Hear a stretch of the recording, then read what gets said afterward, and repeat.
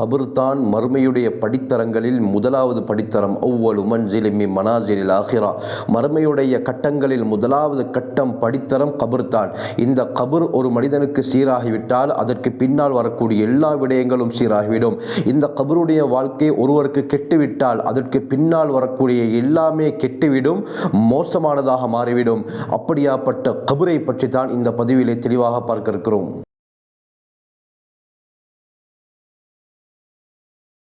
அல்ஹம்துலில்லாஹி ரப்பில் ஆலமீன், அஸ்ஸலாத்து வஸ்ஸலாமு அலா ரசூலில்லாஹி அம்மா பஅத். கண்ணியத்திற்குரிய இறைவனின் நல்லடியார்களே, அல்லாஹ்வின் சாந்தியும் சமாதானமும் என்றென்றும் நம் அனைவர் மீதும் உண்டாவதாக. அல்லாஹ் சுப்ஹானஹு வ தஆலா சொற்ப கால வாழ்க்கைக்காக வேண்டி இந்த உலகத்திற்கு எங்களை அனுப்பியிருக்கிறான். இந்த உலக வாழ்க்கை நிரந்தரமான வாழ்க்கை கிடையாது, இது தற்காலிகமான வாழ்க்கை. ஒரு நாள் அனைவருக்கும் மரணம் என்பது வந்தே தீரும். குர்ஆனிலே அல்லாஹ் தெளிவாக கூறுகிறான், குல்லு நஃப்ஸின் ஸாயிகத்துல் மௌத், ஒவ்வொரு ஆத்மாவும் மரணத்தை சுவைக்கக்கூடியதாகும். உலகத்தில் யாரும் நிரந்தரமாக வாழவில்லை. அப்படி வாழ்வதற்கு சகல தகுதியும் முஹம்மது ஸல்லல்லாஹு அலைஹி வஸல்லம் அவர்களுக்கு இருந்தது.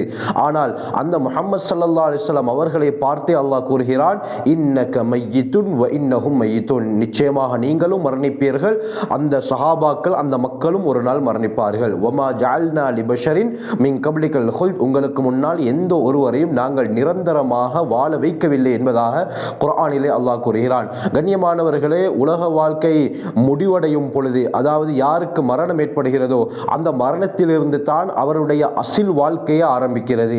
மரணமடைந்து கபரிலே கொண்டு போய் அவரை வைக்கிறார்கள். இந்த கபரிலிருந்து தான் அவருடைய உண்மையான சத்தியமான வாழ்க்கை ஆரம்பிக்கிறது. உலகத்தில் யாரு அல்லாஹ் சுப்ஹானஹு வ தஆலா சொன்ன பிரகாரம் முஹம்மது ஸல்லல்லாஹு அலைஹி வஸல்லம் அவர்கள் காட்டிய வழிமுறைப்படி தன்னுடைய வாழ்க்கையை அமைத்துக் கொண்டாரோ அவருடைய வாழ்க்கை கபரிலே சிறந்ததாக மாறும். அதற்கு பின்னால் வரக்கூடிய எல்லா கட்டங்களிலும் இவர் வெற்றி அடைந்து கொண்டே செல்வார்.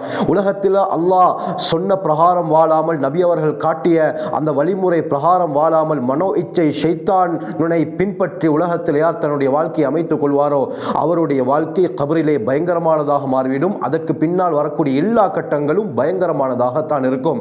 ஏனென்று சொன்னால் ஹஜ்ரத் உஸ்மான் ரலியல்லாஹு அன்ஹு அவர்கள் கபரை கண்டால் பயங்கரமாக அழ ஆரம்பிப்பார்கள். திர்மிதியுடைய ரிவாயத் வருது, உஸ்மான் ரலியல்லாஹு அன்ஹு அவர்களுடைய அடிமை ஹானி ரலியல்லாஹு அன்ஹு அறிவிக்கிறாங்க, ஹஜ்ரத் உஸ்மான் ரலியல்லாஹு அவர்கள் கபரடிக்கு வந்தால் தன்னுடைய தாடி நனையும் அளவுக்கு அழுவார்கள். அந்த நேரத்தில் உஸ்மான் ரலியல்லாஹு அவர்களிடத்திலே கேட்கப்பட்டது, துஸ்கருல் ஜன்னத்து வன்னார் ஃபலா தபகி வ தபகி லிஹாதா, உங்களுக்கு சுவர்க்கம் நரகத்துடைய அந்த விடயங்கள் சொல்லப்படுகிறது, சுவர்க்கத்துடைய இன்பங்கள் நரகத்துடைய பயங்கரத்தை பற்றி சொல்லப்படுகிறது. ஆனால் அந்த சந்தர்ப்பத்திலே நீங்கள் அழாமல் ஏன் கபரடிக்கு வந்தால் நீங்கள் அழுகிறீர்கள் என்று கேட்கப்பட்ட நேரத்தில் உஸ்மானே ரலியல்லாஹு அவர்கள் அழுது கொண்டு சொன்னார்கள், ஹஜ்ரத் ரசூலுல்லாஹி ஸல்லல்லாஹு அலைஹி வஸல்லம் அவர்கள் சொல்லியிருக்கிறார்கள், இன்னல் கப்ர அவ்வலு மன்சிலி மின் மனாசிலில் ஆகிரா, நிச்சயமாக இந்த கபர் இருக்கிறதே இது தான் மறுமையுடைய படித்தரங்கள், மறுமையுடைய கட்டங்களிலே முதலாவது கட்டம், முதலாவது படித்தரம்.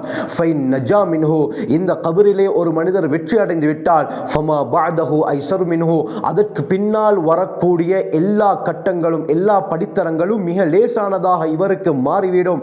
அதற்கு பின்னால் வரக்கூடிய கேள்வி கணக்காக இருக்கலாம், மீசானாக இருக்கலாம், சிராத்தாக இருக்கலாம், எல்லாமே இவருக்கு லேசாகிவிடும். ஆனால் ஃபஇல்லம் யன்ஜு மின்ஹு ஃபமா பஅதஹு அஷத்து மின்ஹு, இந்த கபருடைய வாழ்க்கையிலே ஒருவர் வெற்றி அடையாவிட்டால் அதற்கு பின்னால் வரக்கூடிய ஒவ்வொரு கட்டங்களும் மிக மோசமானதாக மிக கடினமானதாக மாறிவிடும் என்று சொல்லிவிட்டு ஹஜ்ரத் ரசூலுல்லாஹி ஸல்லல்லாஹு அலைஹி வஸல்லம் அவர்கள் இன்னொரு விடயத்தையும் சொன்னார்கள், மா ரஅய்து மன்தரன் கத்து இல்லா வல் கப்ரு அஃதஉ மின்ஹு, நான் பார்த்த காட்சிகளிலே கபரை விட மிக மோசமான மிக பயங்கரமான ஒரு காட்சியை நான் பார்த்தது கிடையாது என்பதாக ரசூலுல்லாஹி ஸல்லல்லாஹு அலைஹி வஸல்லம் அவர்கள் சொன்னார்கள்.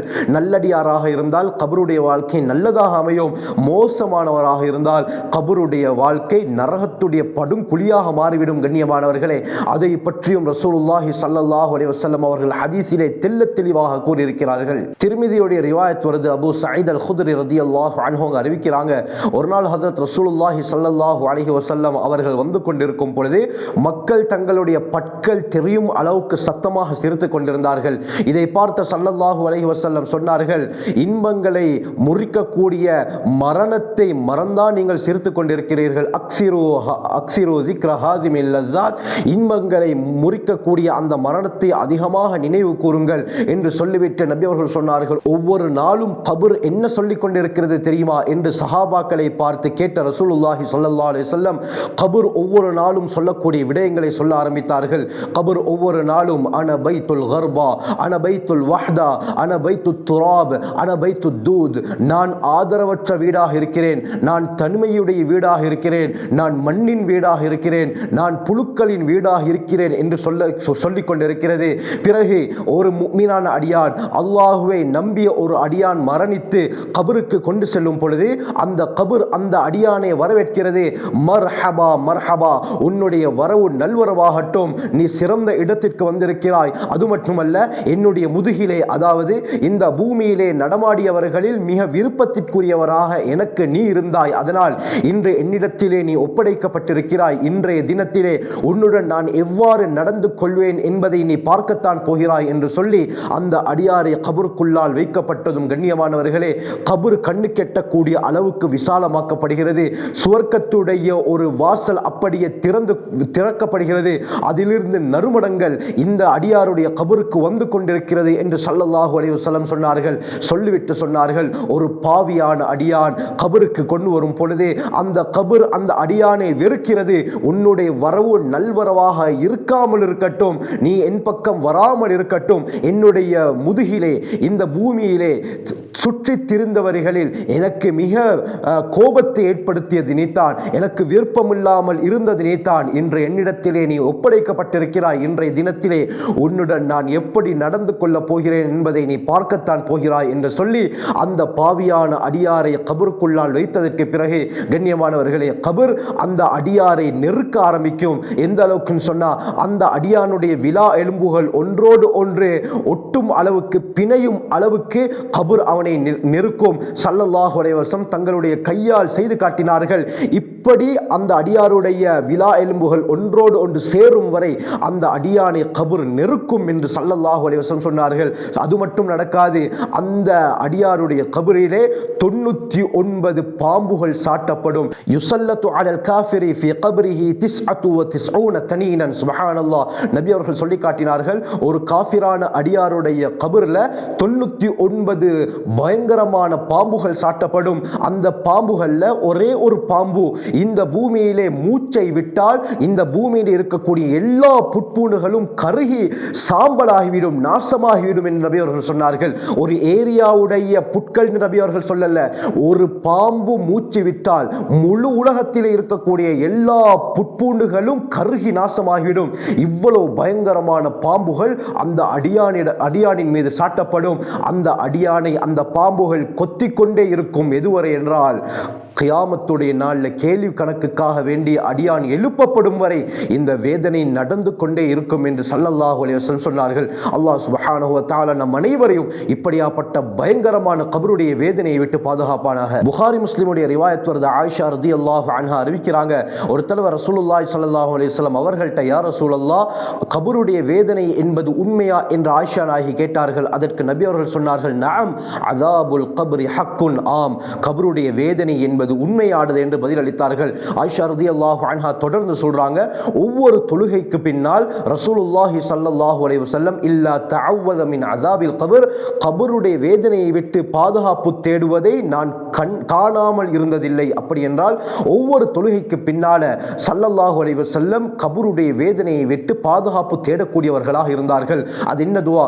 அல்லாஹும்ம இன்னி அஊது பிக மின் அஸாபில் கப்ர், யா அல்லாஹ், கபருடைய வேதனையை விட்டு உன்னிடத்திலே நான் பாதுகாப்பு தேடுகிறேன் என்று ஸல்லல்லாஹு அலைஹி வஸல்லம் ஒவ்வொரு தொழுகையிலும் கபருடைய வேதனை விட்டு பாதுகாப்பு தேடக்கூடியவர்களாக இருந்தார்கள். தபரானியில் வரக்கூடிய சஹீஹான ரிவாயத், இமாம் அல்பானி இந்த ஹதீஸை சஹீஹ் என்று சொல்றாங்க. அப்துல்லா பின் மஸ்ஊத் ரலியல்லாஹு அன்ஹு அறிவிக்கிறாங்க, ஸல்லல்லாஹு அலைஹி வஸல்லம் சொன்னார்கள், இன்னல் மௌத்தா லயுஅஸபூன ஃபீ குபூரிஹிம் ஹத்தா இன்னல் பஹாயிம லதஸ்மஉ அஸ்வாத்தஹும். சுப்ஹானல்லாஹ், நிச்சயமாக மரணித்தவர்கள், அதாவது உலகத்தில் யாரு பாவிகளாக காஃபிர்களாக வாழ்ந்தார்களோ இவர்கள் யுஅzzபூன ஃபீ குபூரிஹிம் தங்களுடைய கபர்களிலே வேதனை செய்யப்பட்டு கொண்டிருக்கிறார்கள். இந்த வேதனை செய்யப்படும் பொழுது அவர்கள் கூச்சலிடக்கூடிய சத்தம் இருக்கிறது, உலகத்திலே இருக்கக்கூடிய கால்நடைகள் அந்த சப்தத்தை கேட்கிறது என்று ஸல்லல்லாஹு அலைஹி வஸல்லம் சொன்னார்கள். மனிதர்களுக்கும் ஜின்களுக்கும் மட்டும் அல்லாஹ் அந்த சப்தத்தை கேட்க விடாமல் தடுத்திருக்கிறான். இது அல்லாமல் உலகத்திலே இருக்கக்கூடிய எல்லா படைப்புகளும் கபரிலே நடக்கக்கூடிய அந்த தண்டனையை கேட்கின்றன, செவி மடுக்குகின்றன என்று ஸல்லல்லாஹு அலைஹி வஸல்லம் சொல்லியிருக்கிறார்கள். ஏன் அல்லாஹ் மனிதர்களுக்கு இந்த சப்தத்தை கேட்க வைக்கவில்லை? அந்த சப்தத்தை மனிதன் கேட்டால் உலகத்திலே நிம்மதியாக அவனால் வாழ முடியாமல் போய்விடும். அதனால தான் அல்லாஹ் அந்த சப்தத்தை மனிதருக்கு கேட்க விடாமல் செய்திருக்கிறான். ஆகவே இந்த கபரை பற்றி இன்னும் ஏராளமான விடயங்கள் இருக்கின்றன. அதை பற்றி இன்ஷா அல்லாஹ் வரக்கூடிய காலங்களில் ஒவ்வொரு பதிவில் தெளிவாக பேசுகிறேன். அல்லாஹ் சுப்ஹானஹு வ தஆலா நம் அனைவருடைய கபரை சுவர்க்கத்துடைய பூஞ்சோலையாக ஆக்குவானாக. நரகத்துடைய படுகொலியை விட்டு பாதுகாத்து அந்த சுவர்க்கவாதிகளாக அல்லாஹ் நம்மை மாற்றுவானாக. ஜஸாக்குமுல்லாஹு கைர். வாஹிரு தஅவானா அல்ஹம்துலில்லாஹி ரப்பில் ஆலமீன்.